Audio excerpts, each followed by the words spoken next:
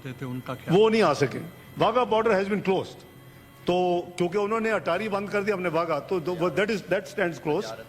और वो आगे आएगा जी पॉइंट। तो उसमें ये हमारा फैसला था और इसलिए उनको 48 घंटे दिए गए हैं अदर देन सिख पिलग्रिम। मैं क्लैरिफाई कर रहा हूँ कि वो तमाम लोग जो सार्क वीजे के ऊपर इस वक्त पाकिस्तान में मौजूद हैं इंडियंस, वो 48 घंटे के अंदर पाकिस्तान से निकल जाए। अगर खुदा ना खास्ता किसी ने हमारी तरफ को मैली आंख से कोई कोशिश की तो उसको जवाब उसी तरह मिलेगा जैसे उनको माजी में जवाब मिला था। तो बेहतर है कि ये वो गलती ना करें। ये 22 अप्रैल को पहलगाम में एक वाक़या हुआ। वज़ीर आज़म ऑफिशियल विजिट पे अगर पहुंचे ही थे अनकरा, मैं भी उनके साथ था। तो हमने फिर ऑब्वियसली एक्टिव कांटेक्ट रखा वज़ारत ख़ारजा से, और सारी दुनिया ऑब्वियसली फोकस उधर था, और हमने भी अकॉर्डिंगली सुबह अगले मॉर्निंग को रात 3 बजे हमने फाइनल किया, और सुबह फॉरेन ऑफिस की तरफ से हमने फिर एक स्टेटमेंट जारी की। और हाउस की इंफॉर्मेशन के लिए मैं पढ़ देता हूँ और मैं रिकॉर्ड पे भी रख देता हूँ।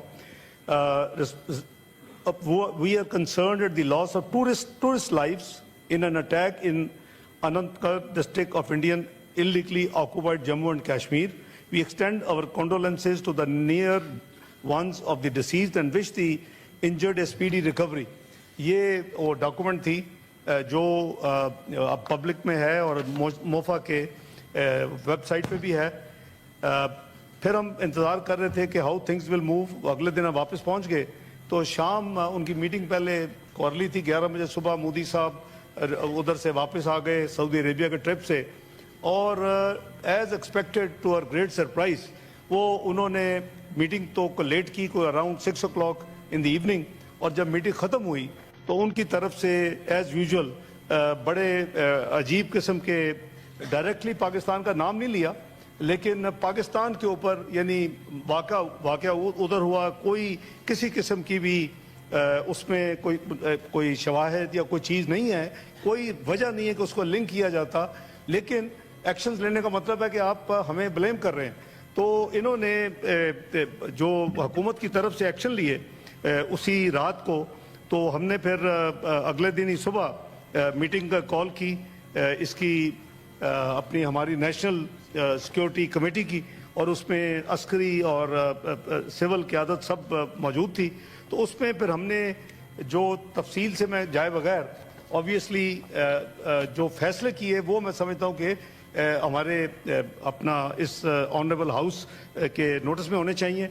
जो पहला इन्होंने हमारे ऊपर वो इंडस वाटर ट्रीटी के हवाले से उसको इन अबेंस रखा, तो आज भी हमारी जो गुफ्तगू हो रही थी और ये नेशनल सिक्योरिटी कमेटी में भी उसको भी टोटली रिजेक्टेड, क्योंकि ये ट्रीटी है और ट्रीटी में लिखा हुआ है कि अगर इसको ख़त्म करना है तो कंसेंसस से होगी, अगर इसको अमेंड करना है तो कंसेंसस से होगी, अगर कोई आपस में कोई डिस्प्यूट है तो उसकी आर्बिट्रेशन है। वर्ल्ड बैंक इसमें इन्वॉल्व है शुरू से। तो ये कोई 2-3 साल से इंडिया की तरफ से इस इंडस वाटर ट्रीटी के हवाले से यानी ख़त ख़ताबत हो रही है। वो एक सेपरेट चैप्टर है, अगली भी शायद मई की 8 तारीख है कोई जो रिस्पॉन्स जानी है। तो ये इन्होंने इस मौके को पहला जो वार किया हमारे ऊपर, तो वो इस इंडस वाटर ट्रीटी को डिक्लेयर किया, जिसको इनअबेंस कर रहे हैं। ये पाकिस्तान की 24 करोड़ आवाम की लाइफ लाइन है पानी, और अब तो प्रेडिक्शन ये हो रही है कि फ्यूचर की जंगें शायद पानी पे होंगी। तो ये तो अफोर्ड ही नहीं कर सकते कि अब जो इंडस वाटर ट्रीटी जो है उसके ऊपर बहस किए बगैर, ये शायद मेरी इंफॉर्मेशन के मुताबिक एक ऐसी वाटर के ऊपर ऐसी ट्रीटी है जिस पे सिर्फ पानी की डिस्ट्रीब्यूशन के नहीं है, बल्कि पाकिस्तान ने अपने यानी 2 दरिया छोड़ दिए। यानी ये दिस इज द बिगेस्ट उसका जो कह लें कि नेगेटिविटी उस ट्रीटी में एज ए पाकिस्तानी के हवाले से मैं समझता हूँ वो ये थी। बहरहाल अब वो दिहाइयों पहले हुई है, एक दोनों कंट्रीज उसको ऑनर कर रहे हैं। और आपको याद होगा कि जब ये नीलम झील बना उसकी मेन बैकग्राउंड यही थी कि इंडिया ने अपर रैपेरियन होने के हवाले से जो वाटर रिजर्वायर जो कि दोनों को म्यूचुअल कॉन्सेंट से बनाना चाहिए उन्होंने शुरू कर दिया। और फिर पाकिस्तान में भी हमने नीलम झीलम को शुरू करना पड़ा उस वक्त। ये शायद वाहिद प्रोजेक्ट है जो इतनी जल्दी में शुरू किया गया कि PC1 भी प्रोसेस अभी मुकम्मल नहीं हुआ। तो इज द हिस्ट्री। सो मैं अर्ज करूं कि इस पे यूनानिमिटी के साथ नेशनल सिक्योरिटी कमेटी ने कहा कि इसको किसी कीमत पे भी ये एक्सेप्टेबल नहीं है, ये लाइफलाइन है और ये virtually it tantamount to declaring war. तो हम इसको उसी स्पिरिट से ले रहे हैं और हमने उसका पहला फैसला जो किया पाकिस्तान ने कि हमने उसको रिजेक्ट किया है और क्वेश्चन किया है कि हम फिर जितनी बायलैटरल ट्रीटीज हैं हम भी उनको सस्पेंड या इन अबेंस करेंगे। और इसमें हमने स्पेशली इस ट्रीटी की तरह जो मैंने दरियाओं का जिक्र किया, शिमला का भी एक मुआहदा है, तो हम कई इश्यूज के ऊपर बाउंड हैं bilateral, we can't go to multilateral forum, तो उसके भी इसमें ये फैसला नंबर 1 था जी। दूसरा जो इन्होंने अपना फैसला किया वो ये वाघा की अटारी अपना बंद किया, तो हमने फैसला किया कल कि वाघा बॉर्डर जो है वो उसको फौरी तौर के ऊपर बंद कर दिया जाएगा। जो लोग क्रॉस बॉर्डर करके इधर आए हुए हैं इंडिया से, वो 30 अप्रैल 2025 तक वापस चले जाए।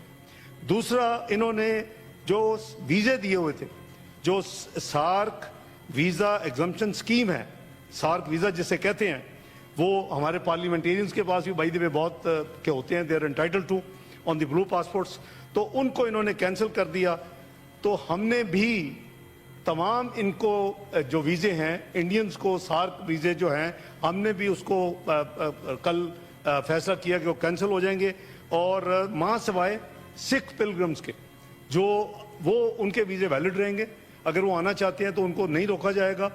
तो उसके लिए ऑब्वियसली करतारपुर का एक उनका जो मेन वहाँ है जगह, वो मिनिस्टर ये बताएं कि जो वाघा बॉर्डर के थ्रू आते थे उनका क्या, वो नहीं आ सके।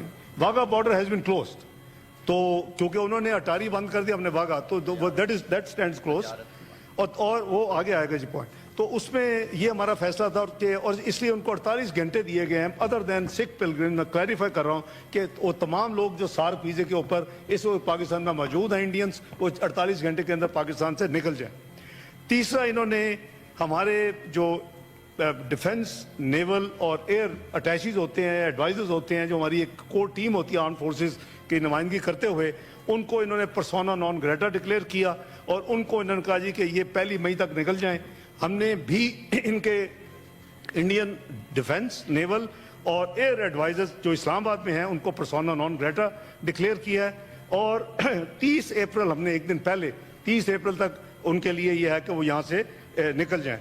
और इंडिया के जो हाई कमीशन के हवाले से जो माजी के जो हमारे यानी बायलैटरल जो अरेंजमेंट्स हैं उन्होंने अनल किया, हमने भी अनल कर दिया, तो ये टिट फॉर टैट वाली बात है। चौथा, इन्होंने हमारा हाई कमीशन जो न्यू दिल्ली में है उसकी स्ट्रेंथ जो है उसको 55 से रिड्यूस करके 30 पे ले आए हैं।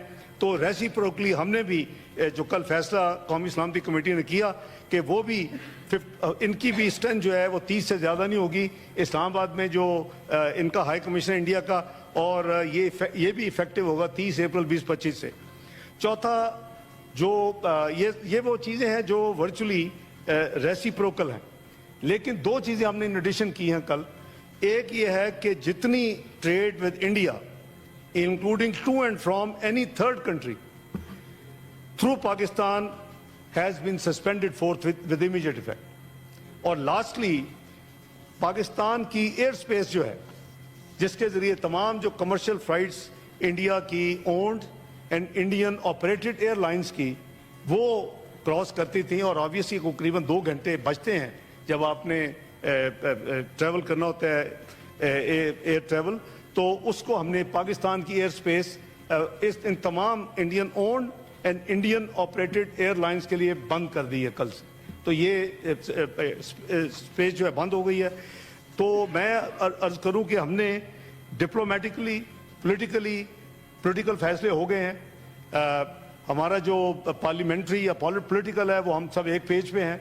अल्हम्दुलिल्लाह ये एक डेमोन्स्ट्रेशन है। मैं मशकूर हूँ एक दफ़ा फिर तमाम पॉलिटिकल पार्टीज़ का और लीडर ऑफ द अपोजिशन का कि उन्होंने मिल के हमारे साथ हमारी जो ड्राफ्ट था उसको खुले दिल से, खंदा पेशानी से उस पर हमने म्यूचुअली उसको इम्प्रूव किया, उसको ड्राफ्ट किया जो फॉरेन ऑफिस ने initial draft as per practice पेश किया था।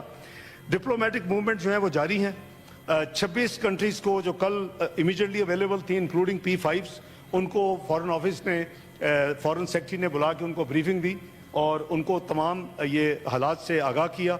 और आज मुझे मैसेज मिला है कि सऊदीया के जो अपना फॉरेन मिनिस्टर हैं प्रिंस फैसल, वो मुझसे बात करना चाहते हैं। ऑब्वियसली यही होगी आइटम जो अंडर डिस्कशन है इस वक्त दुनिया में, तो उनसे 7:30 का टाइम तय हुआ है। और जितने बाकी जो मिशंस कल अवेलेबल नहीं थे उनको आज फॉरेन ऑफिस ब्रीफिंग दे रहा है।